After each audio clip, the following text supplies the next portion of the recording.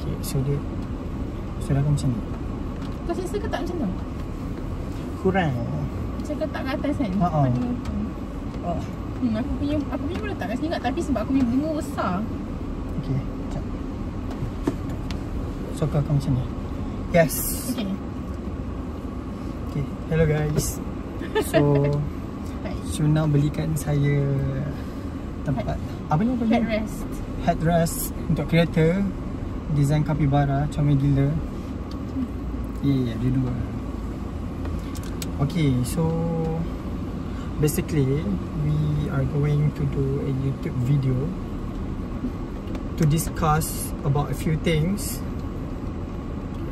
Actually kita orang baru je lepas makan Galbi tadi. Penat gila, kenyang nak mampus. Tak habis sampai Shuna take away. Mana weh benda tu ada tak? Okay. Banyak kita macam dah makan banyak pun still banyak. Betul? Nak gila. Okay Shuna, so how's your feeling today? Alhamdulillah, I'm so happy. Happy sebab masa I dah lama craving the social connection yang meaningful. Faham tak? I don't crave just macam nak sembang.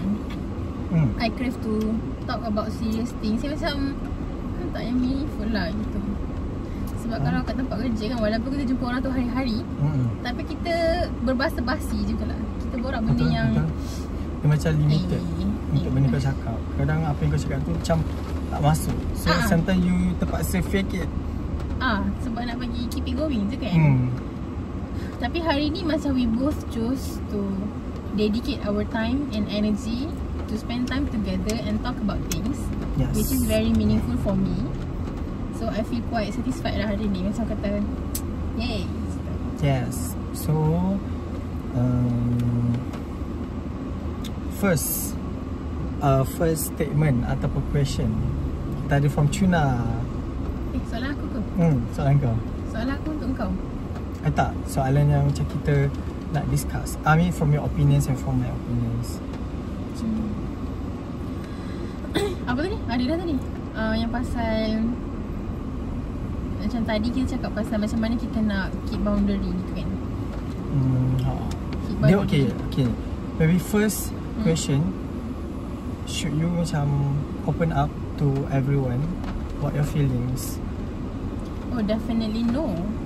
And do you think macam people care about it? Honestly, no.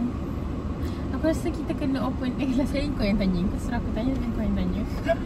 Aku rasa should everyone know? No. Sebab masa aku tak tahulah sebenarnya. Aku tak tahulah kalau benda ni ada jawapan hitam putih. Tapi kalau aku personally, aku pilih untuk be vulnerable just with few people lah gitu. Aku takkan cerita everything to everyone. Sebab aku rasa benda tu sacred. Macam it is part of me. So I have to choose where I channel it. Sebab kenapa manusia ni macam mana kita layan orang, macam tu, macam mana kita layan diri sendiri, macam tu kita layan orang. How much we give is actually how much we accept or how much we expect to accept. Faham tak? Betul. Macam kalau kita willing to put that much energy, kalau orang tak bagi the same, kita akan sedikit sebanyak kecewa sebenarnya. Betul. Walaupun kau kata kau nak kena ikhlas lah macam mana pun sekalipun, sebenarnya ada sedikit sekelumit dalam hati kita nak orang reciprocate kita punya energy tu. Betul. Jadi kalau aku bila aku vulnerable, aku meluahkan perasaan, aku share part of me, and I hope that the other person yang dengar tu share part of themselves lah. Tapi mostly orang tak proses emosi macam aku proses. Jadi bila dia tak proses, dia tak mampu nak share dengan aku. Jadi dekat situ aku akan rasa macam alamak, ni sangatlah sebelah tangan. Ini sangatlah one sided lah macam tu. So no, aku akan share dengan orang yang aku rasa selamat enough to open up to. And orang tu macam akan bila orang tu tak judge kau lah. Tak judge kau punya opinions and accept who you are lah macam tu kan. Ya, dan dia pun willing to share about himself. Faham? Aku tak nak share seorang-seorang. Cakap pasal expectation, bagi aku untuk elakkan kau rasa kecewa, don't put any expectation on anyone. Macam aku ingat lagi Fin Jamal lah, dia cakap the reason, bukanlah reason, macam antara faktor yang buatkan dia dengan husband dia kekal sampai sekarang, bila dia tak letak expectation dekat suami dia. Dia macam, bila kau tak letak expectation, kau akan jadi lagi bersyukur. Faham tak? Sebab macam benda tu happen naturally. Contoh kan, kalau kau expect kan, ni contoh, bila birthday kau rasa macam satu dunia akan sambut. For sure lah satu dunia akan post story pasal kau. Faham tak? So benda tu dia jadi kecewa dan kau rasa frust bila benda tu tak tercapai. Padahal kau sendiri yang create that situation. And untuk tunjukkan appreciation, it's not only because someone need to post something on social media. And then so bila benda macam tu kau tak expect tapi orang buat, kau rasa macam kau appreciate gila the little things. Dia macam as much as aku setuju untuk tak letak expectation, however aku rasa ni different context lah kot. Macam okay, kita tak boleh letakkan kita tak letak expectation tu dekat semua benda. Faham tak? Mungkin dalam friendship kita boleh untuk tak payah letak expectation, tapi kalau dalam konteks macam memilih partner kan, dalam konteks dalam partnership ni, aku rasa it is very important to be clear with ourselves. Expectation versus standard. Faham tak? Sebab as much as we don't want to put expectation on others, we have to appreciate ourselves enough and put standard. This is the person yang sesuai, yang akan buat aku grow, instead of macam tak kisah asalkan dia ada je, kita tak nak expect lebih-lebih. No. Betul. Dia macam bila you tak expect anything tu, maksudnya dia macam ni contoh, biarlah tak kerja pun I tak letak expectation. It's not like that lah kan. Macam you kena bezakan expectation dengan bare minimum. I rasa bare minimum standard is the standard. Untuk aku rasa umur kita ni, kita banyak struggle pasal tu second question. The most struggle things kau sekarang, apa benda yang kau paling struggle sekarang? Aku rasa dia sama je dalam, daripada dulu pun tak juga lah sekarang lah kot. Aku rasa aku struggle aku struggle macam ni, aku nak berkawan tau. Aku nak ada ramai kawan, tapi aku nak the meaningful ones. Aku macam, dia macam mana, kawan sangat senang nak dapat bagi aku. Okay, setuju. Kawan yang sekufu tu sangat susah nak dapat. Sekufu tu maksud dia, kalau dalam bercinta, dalam berkahwin ni, sekufu tu yang ngam lah kan. Kalau berkawan pun kena sekufu, supaya bila aku meluahkan perasaan, orang tu tak rasa yang aku cakap ni benda yang macam overthinking tu kau. Betul, aku tak suka kau ni macam lebih-lebih tu. Dia macam buatkan perasaan kau tu macam tak valid. Faham tak? Sebab apa tau? Dia bukannya macam nak kata dia support kau, benda yang negatif pun dia support, bukan? Ya, betul. Kita nak orang tu apa tadi? Apa ada perkataan tadi? Dia macam buat apa yang kau rasa tu valid. Kita value benda yang sama. Macam tu. Bila kita value benda yang sama, orang tu cakap, sebab benda yang sama kan, fokus kita kan. Jadi walaupun konteks dia berbeza, tapi aku faham betapa beratnya masalah kau tu. Sebab aku pun faham, aku nak benda tu juga. Macam tu tak? You have to value the same thing. Contohlah, kalau masa kat tempat kerja kan, mungkin ada kawan-kawan aku yang jenis macam mana, jenis sangat mementingkan penampilan. Which is nice, which is good. Aku pun mementingkan penampilan juga, tapi sekadar aku je lah. Aku boleh lagi keluar dengan bare face kan. Kalau orang ni tak boleh dengan bare face contoh. Jadi aku nak cakap yang kita value different things kan. Aku sangat value efficiency. Efficiency with time, with energy, with people. Aku nak every interaction tu efficient, ada maksud, efektif. Tapi contohlah kawan aku kat tempat kerja ni, dia sangat value contohnya penampilan. Jadi untuk penampilan yang baik ni, dia make up tebal apa semua kan, dia akan guna masa yang lama. Contoh bila keluar, ni nak cakap kita sekufu bab tu lah. Sekufu ni luas lah, ini contoh je lah kan. Contohlah bila kita keluar, kita dah set time dah, pukul ni kat sini, pukul ni kat sini, pukul kat sini kan. Okay, aku sangat value untuk tepati masa. Tapi orang ni sangat value untuk cantik, jadi dia bersiap lama, jadi tak tepati masa. Faham tak? Faham. Dia kita macam tak sekufu kat situ. Aku value masa, kau value penampilan. Lepas tu dah bersanggah kat situ. Aku pun jadi stress sebab kita tak on time. Dia maybe okay if you nak value yourself dari segi makeup, tapi you kena faham yang you should value other people's punya time juga. Betul, ya. Kan? Kita jangan sampai invalidate orang punya value. Kalau nak berkawan lah, susah. Which is, tapi itulah, kalau dapat orang yang value the same thing tu, it's going to be very easy lah. Tapi itulah, tak ada resah rasa lah. Budak dalam hidup ni dia Drama tu yang kadang best. Itulah. Yes. Kalau aku sempat tengok on ini. Kalau aku the most struggle one, aku rasa insecurity kot. So aku rasa aku insecure gila. Okay, first insecure dari segi education. Okay, dari segi education, macam kan tempat kerja sekarang kan, like everyone bercakap pasal trading, investment, stock analysis lah, apa benda semua tu. And then macam-macam jenis investment lah. So aku rasa macam insecure gila bila aku macam I don't have that knowledge untuk bercakap. Dia macam bila kau ada dalam circle yang macam tu, like everyone cakap pasal that topic, bila kau tak ada knowledge, kau susah nak masuk tu tak.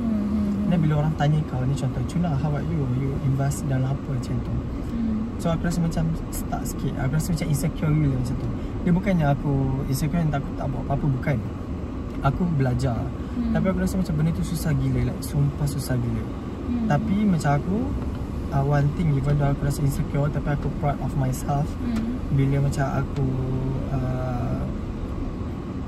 still ada effort untuk belajar. Contohlah aku, maybe aku tak faham investment dari segi trading benda tu, tapi at least disebabkan aku punya rasa insecure tu, aku belajar untuk invest dalam gold contohnya.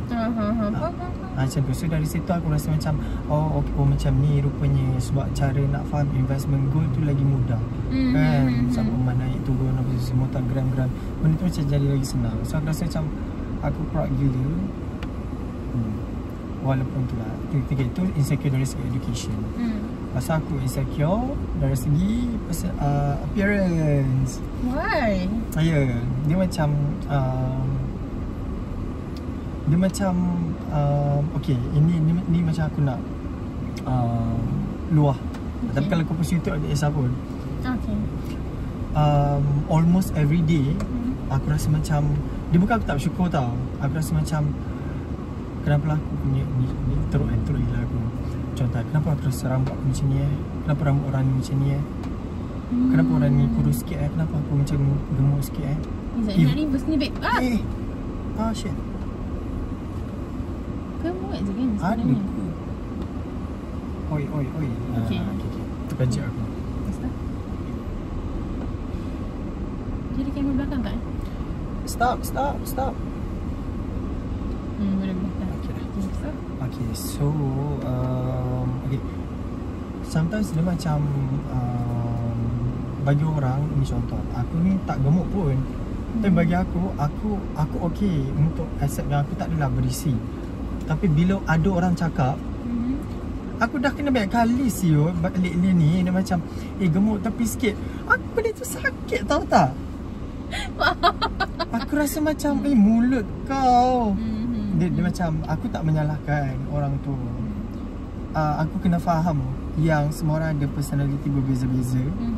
Kalau dari segi psikologi pun, orang ni jenis macam ni semua, aku faham benda tu. Cuma macam for me, my feelings still valid lah. Untuk aku terasa, faham tak? Aku accept orang kata macam tu, tapi for me aku still terasa. Bila orang kata kau gemuk, kau berisi, aku rasa macam benda tu buat aku insecure gila. And everyday kalau aku bangun pagi kat ya Allah ya Tuhan. Member pula. Aku memang macam kenapa aku macam berisi sikit ni. Aku rasa macam tu. Aku rasa macam aku tak cukup kurus ke. So aku rasa macam kadang-kadang aku tak nak rasa insecure. Tapi the environment buat aku question myself banyak kali. So benda tu unintentionally aku jadi struggle untuk, aku bukan nak kata puaskan hati orang, cuma dia macam bila kita insecure ni, kita cuba untuk positif, tapi benda tu macam kita terasa. So for me tu lah. Bila kau insecure tu kau rasa teruk rasa diri sendiri ke, macam kau just terasa sakit bedah ke, kau sampai rasa kau teruk? Aku tak boleh kata rasa macam teruk gila ke apa. Cuma aku rasa macam is it a bad thing untuk berisi sikit ke, macam is it a wrong thing?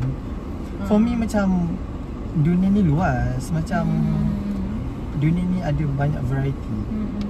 Kau bayangkan semua orang S, size S, satu dunia size S. Nampak macam semua ikan bilis. Dia jadi macam tak ada variety tu. So aku rasa macam is it a wrong thing? So for me, untuk aku positif diri aku, bagi aku problem dia bukan not 100% kat aku lah. Bagi aku kat orang yang cakap tu. Kan? Terlalu sempit lah. Tapi bagi aku macam lantang gila. Betul. So we would never do such things. Tapi orang main buat tu kan. Tapi itulah, not everyone has our heart. Kita hati lain-lain ni. Tapi kan kalau pasal insecure ni kan, dia macam, aku faham, aku ni manusia yang sangat insecure. Dia kan, no matter how much orang kata confident je, Sunnah confident. Aku kan daripada zaman belajar sampai zaman kerja, semua orang kata aku confident.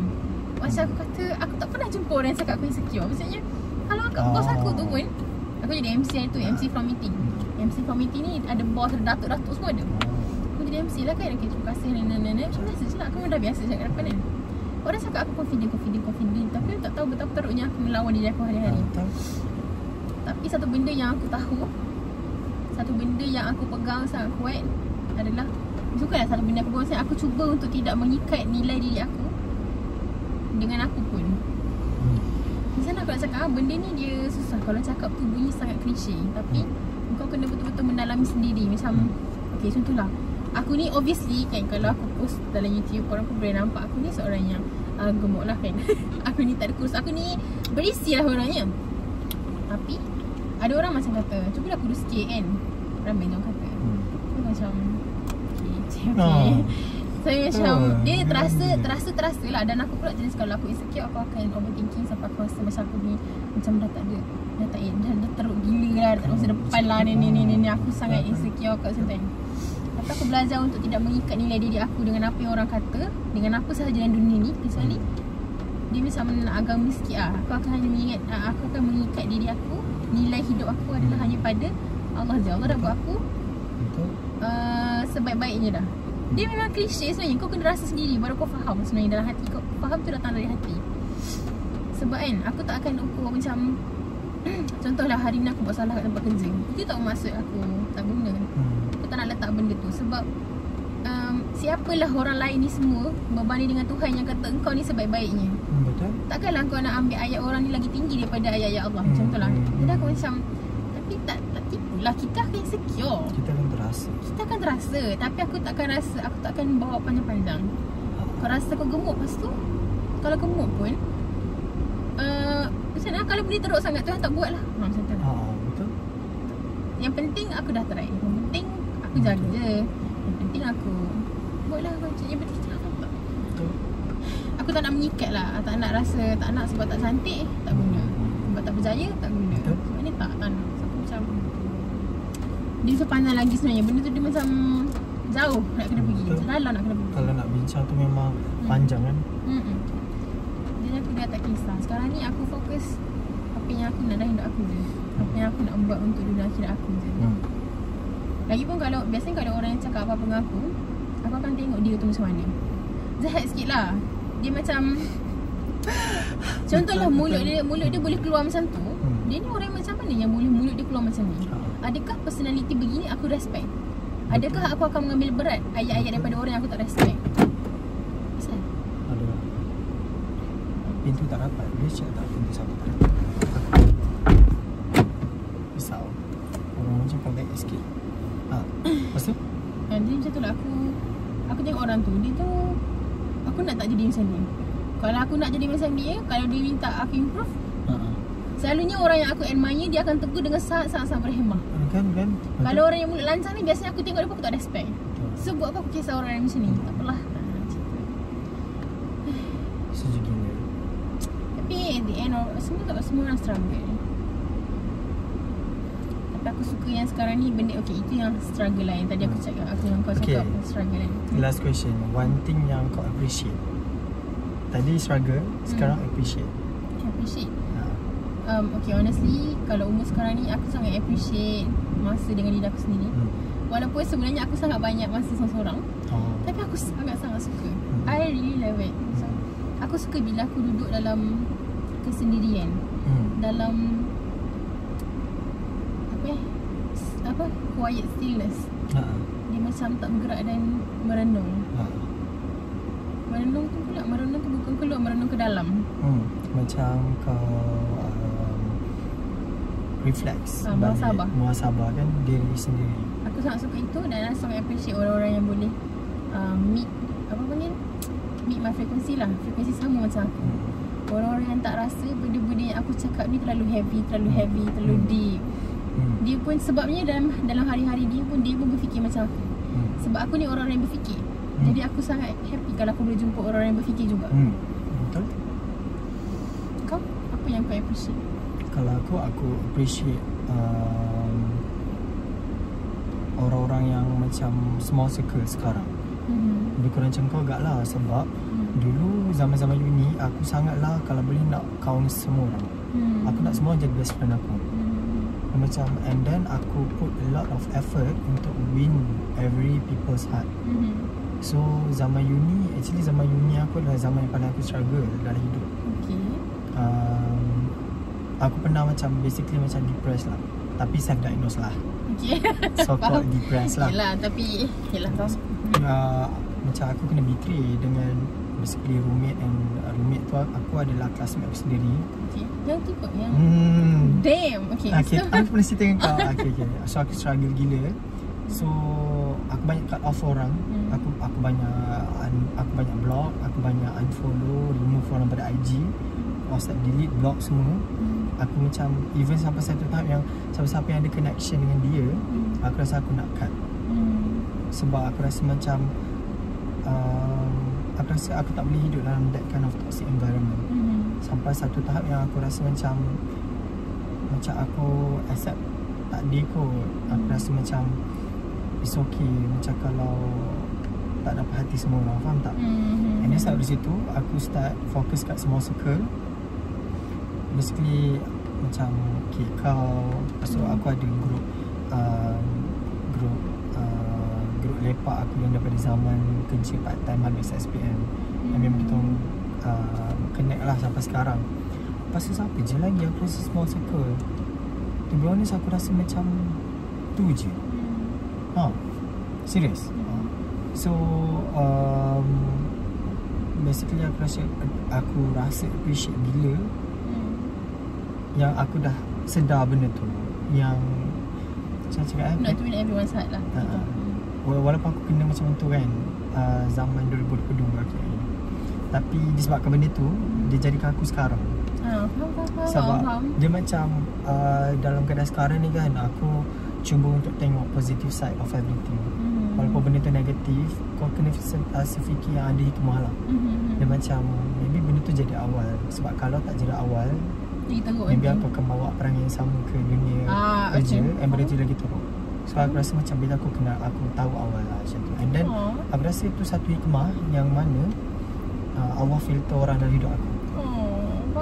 Sebab aku rasa macam reason kenapa benda tu jadi adalah sebab Allah dengar benda yang kau tak dengar. Betul tak? So that's why dia remove orang macam tu daripada hidup kau supaya kau tak lagi sakit. Sebenarnya sakit tu filter lah gitu. Sakit tu filter sebenarnya. That's why aku teringat lah kata-kata apa nama dia, Hataki, Hanan Ataki. Macam I think cantik juga.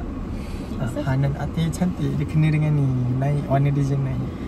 Hanan Ataki tu cakap dia macam kalau ada apa-apa benda yang jadi dalam hidup kau, percayalah benda tu ada hikmah. Mungkin kau tak tahu hikmah dia sekarang, tapi dalam masa 1-2 tahun akan datang kau mesti faham. So aku rasa benda tu mula-mula aku tak faham apa dia cakap. Tapi sekarang ni aku rasa aku dah faham. And benda, kau bayangkan masa untuk aku faham tu makan 2 ke 3 tahun. Daripada 2022 aku rasa macam ni cerita betul tau. Aku memang question myself, I question my word. Daripada 2022 sampailah tahun lepas, aku rasa macam apa yang teruk sangat aku ni sampai orang buat macam ni kat aku. Aku teruk sangat ke? Bukan nak bangga atau riak, tapi maybe kita ada certain value yang orang dengki. So orang jatuhkan kita untuk naikkan nama dia. So benda tu macam aku question diri aku lah. So aku rasa macam so okay lah. And then fokus kat diri sendiri. Macam tu. Aku rasa ayat yang macam sabarlah adik kumah tu, benda tu sangat klise. Kita dengar selalu kan. Sangat klise tapi untuk kita get the real meaning, the real essence tu, we have to go through things first. Yang macam betul lah. Betul. Dia macam aku pernah dengar satu podcast kan. Apa dia kata? Dia kata macam kadang-kadang kita minta dengan Allah 10, kita mengharapkan Allah bagi 10 tu dengan 5 tambah 5. Sedangkan 50 tolak 45 juga 5. Faham tak? Jadi mungkin lah bila kita doa tu, ya Allah tolonglah sekian. Tiba-tiba satu, contohlah kita minta nak kaya, ya Allah temukanlah aku dengan orang-orang yang macam mana izinkan macam mana minta rezeki macam mana, ya Allah kurniakanlah aku rezeki sekian. Lepas tu tiba-tiba kita accident. Accident kalau ikutkan kita nak kena bayar, itulah nak baiki balik apa semua kan. Kita macam hilang kat situ. Tapi contohlah disebabkan accident tu kita kenal dengan orang-orang yang baik, kita kenal orang yang tolong kita. Lepas tu sejak daripada accident tu kita kawan dengan dia tu, bertahun-tahun akan datang pula dia tolong anak kita tolong anak dia nenek.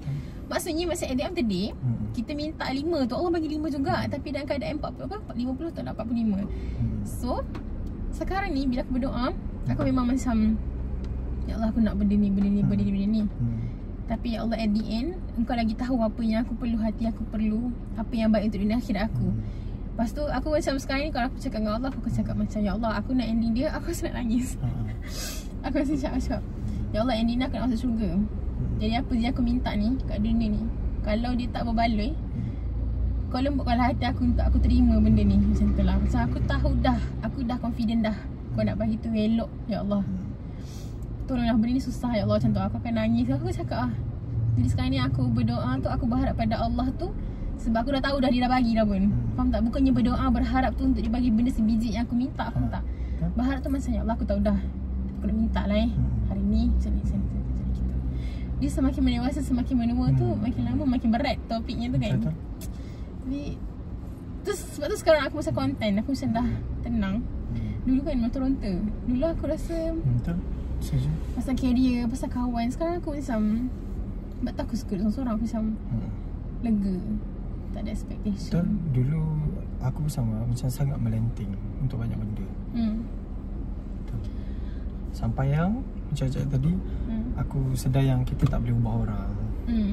Macam kalau orang tak berubah, dia akan berubah. Betul. Very insightful. Dia macam marbak sebenarnya yang kita punya discussion ni. Sebab dia macam apa yang terlintas tu kan. Betul. Tapi tahu-tahu dah setengah jam kan?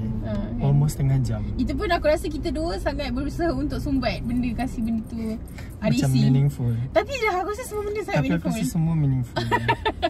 Itulah. So aku rasa macam dulu aku rasa bila orang buat podcast kan, panjang ni, belum klik lagi video tu, panjang ni 1 jam setengah 2 jam. Nak aku faham. Kau shock tau bercakap. Bila kau shock, kau tak sedar pun time tu. Tahu macam setengah jam weh. Macam tu. So kalau ada rezeki, mana tahu ada podcast ke nanti part 2 kan. So if keluar lagi, kena ada podcast lah, session yang berikutnya. Boleh. Confirm time tu deep lagi kita pun. Anyway, okay guys, thank you mendengar. Don't forget to subscribe Chuna punya channel. After aku rasa 5 years dia tak post video. Aku nak post ke? Oh my god. You should. Sebab ada capybara. Comel. Comel gila. Thank you. You're welcome.